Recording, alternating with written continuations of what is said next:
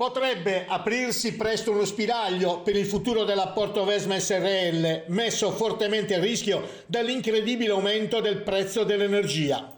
Il Consiglio dei Ministri, infatti, dovrebbe approvare a breve il nuovo decreto energia. È quanto è emerso dall'incontro svoltosi in videoconferenza tra Mise, Regione, Portovesme SRL, parti sociali e datoriali.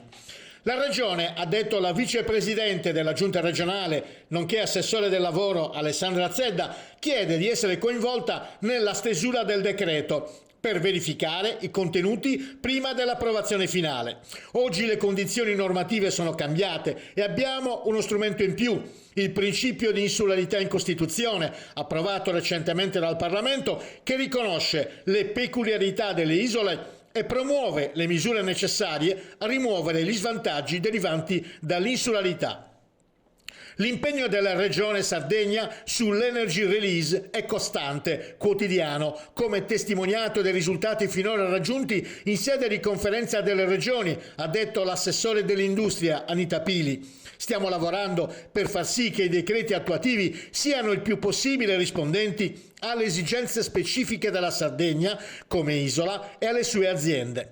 I numerosi colloqui intercorsi in questi mesi con le aziende, da un lato, e con il MITE dall'altro, sono serviti appunto a far emergere tutti i contenuti necessari alla stesura del decreto attuativo sul tavolo del governo, in cui la Regione Sardegna ha chiesto di essere coinvolta.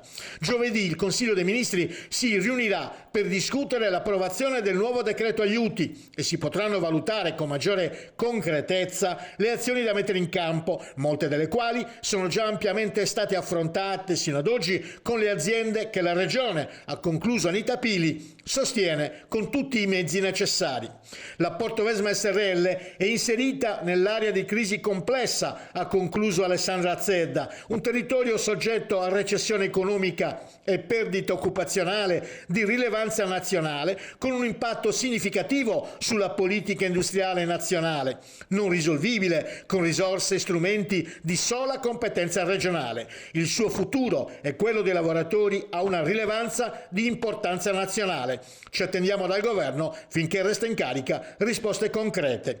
L'aggiornamento del tavolo con i sindacati è stato già calendarizzato dal Mise per mercoledì 14 settembre alle ore 9.